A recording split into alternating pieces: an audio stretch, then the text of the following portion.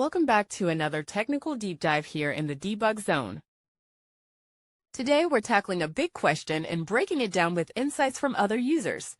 Hopefully this clears up some misconceptions and helps you get the answer you need. So buckle up, stay a little curious, and let's jump right in.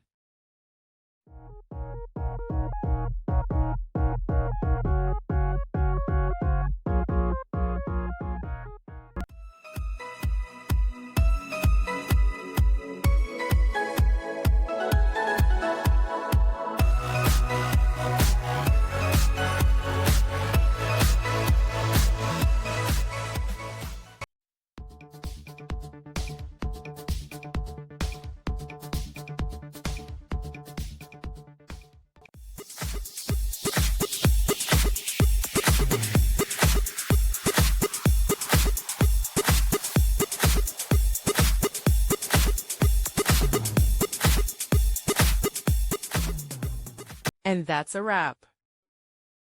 I hope you found the answer you were looking for. If you did, take a second to hit that subscribe button. It really helps out. And let me know in the comments which solution worked best for you. See you next time in the debug zone.